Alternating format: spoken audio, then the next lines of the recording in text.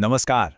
आज हम 1885 से 1947 तक के उन 60 सालों के सफर पर चलेंगे जिन्होंने हमारे भारत का भाग्य लिखा था।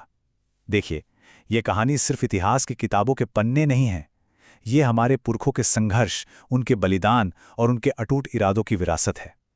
तो चलिए शुरू करते हैं ये सफर। बस ये एक लाइन उस पूरी कहानी का सार है जिसे हम आज समझने वाले हैं। सोचिए, 1857 में जब तलवारें खामोश हुईं तो भारत ने एक नया हथियार उठाया।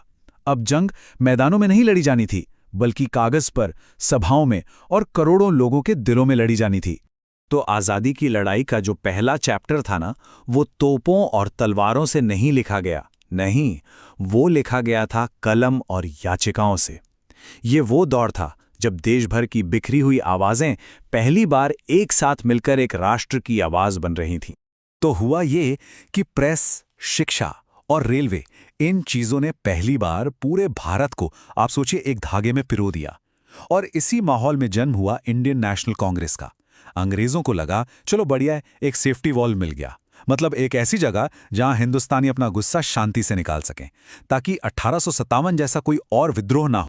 जो शुरू के लीडर्स थे ना, जिन्हें हम उदारवादी कहते हैं, उनका फंडा थोड़ा अलग था। वो ब्रिटिश राज के अंदर रहकर ही सुधार चाहते थे। उनका हथियार था 3P, मतलब प्रेयर, पेटिशन और प्रोटेस्ट। उनको लगता था कि भाई अंग्रेज लोग न्यायप्रिय हैं, अगर हम तमीज से अपनी बात रखेंगे तो वो जरूर सुनेंगे। लेकिन कब तक? ये सब्र का बांध अब टूटने वाला था। अर्जियों का दौर खत्म हो रहा था और अब सामने आ रही थी एक ऐसी पीढ़ी जो मांगने में नहीं बल्कि अपना हक छीनने में यकीन रखती थी, जो दहाड़ने वाली थी। और इस आग को चिंगारी दी बंगाल के विभाजन ने। लॉर्ड कर्जन की सीधी सीधी फूट डालो और राज करो की पॉलिसी थी। और इस एक फैसले ने सोए हुए देश के स्वाभिमान को जैसे झकझोर कर रख दिया। अब ये साफ हो गया था कि आज़ादी मांगने से नहीं मिलने वाली। और इसी गुस्से की आग से निकली वो आवाज जो आज भी हमारे कानों में गूंजती है।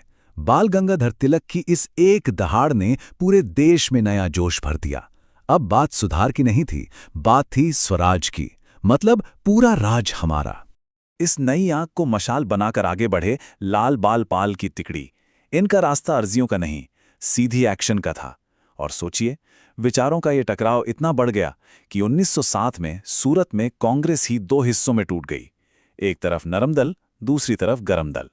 लेकिन रुकिए, कहानी में सिर्फ ये दो रास्ते नहीं थे, एक तीसरा रास्ता भी था, सबसे सीधा, सबसे खतरनाक। ये रास्ता था क्रांति की ज्वाला का, बलिदान का और पिस्तौल और बम से आज़ादी छीन लेने का। और ये समझना बहुत जरूरी है। देखिए, मंजिल तो एक ही थी, आज़ादी, पर रास्ते एकदम अलग। एक तरफ था गांधी का सत्याग्रह, जिसका मानना था कि अहिंसा से दुश्मन का दिल भी पिघलाया जा सकता है। तो दूसरी तरफ था भगत सिंह और बोस का रास्ता, जिनका साफ कहना था कि बहरों को सुनाने के लिए धमाके की जरूरत पड़ती है। और इन क्रांतिकारियों ने सचमुच अपनी जवानी, अपनी जिंदगी, सब कुछ देश पर कुर्बान कर दिया। खुदीराम बोस की फांसी हो या भगत सिंह, आजाद, सुखदेव और राजगुरु का इंकलाब जिंदाबाद का नारा, इनके बलिदान ने ही आजादी की लौ को हमेशा जलाए रखा। और फिर साल 1915 में एक शख्स भारत वापस लौटा जिसने आजादी की लड़ाई का पूरा नक्शा ही बदल दिया, महात्मा गांधी। अब ये लड़ाई कुछ नेताओं की नहीं, बल्कि करोड़ों आम हिंदुस्तानियों की लड़ाई बनने वाली थी। ये जो टाइमलाइन है ना, ये असल में गांधी जी के साथ पूरे भारत के जागने की कहानी है। चंपारण की छोटी सी जीत से शुरुआत हुई, फिर आया पूरे देश का असहयोग आंदोलन, फिर दांडी मार्च जिसने नमक के कानून को तोड़ दिया, और आखिर में 1942 का वो नारा, भारत छोड़ो, करो या मरो। हर एक आंदोलन ब्रिटिश राज के ताबूत में एक कील की तरह था। तो अब हम कहानी के बिल्कुल आखिरी पड़ाव पर पहुंच चुके हैं। मंजिल सामने थी, दशकों का संघर्ष रंग लाने वाला था। लेकिन इस मंजिल की एक बहुत बड़ी, बहुत दर्दनाक कीमत चुकानी थी। और इसी आखिरी दौर में एक तरफ देश के अंदर आंदोलन चल रहा था, तो दूसरी तरफ देश के बाहर से गरज रहे थे सुभाष चंद्र बोस। उन्होंने खड़ी कर दी अपनी आज़ाद हिंद फौज, और उनका नारा आज भी रोंगटे खड़े कर देता है, तुम मुझे खून दो, मैं तुम्हें आज़ादी दूंगा। ये लड़ाई का एक बिल्कुल नया फ्रंट था। आखिरकार अंग्रेज जाने को तैयार हो गए, लेकिन जाते जाते वो देश की किस्मत का फैसला एक प्लान पर छोड़ गए, माउंटबेटन प्लान। इसमें 3 मुख्य बातें थीं: भारत का विभाजन, फिर पूर्ण स्वतंत्रता और रियासतों को अपना भविष्य चुनने का अधिकार, और इनमें सबसे दर्दनाक था बंटवारा। और फिर वो सुबह आई जिसका सदियों से इंतजार था।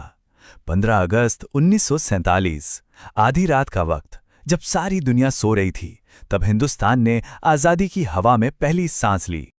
लेकिन इस जश्न में एक बहुत गहरे जख्म का दर्द भी शामिल था। सवाल वही था कि आखिर इस आज़ादी की कीमत क्या थी। आज़ादी का सूरज तो उगा, लेकिन अपने साथ बंटवारे के काले बादल लेकर आया।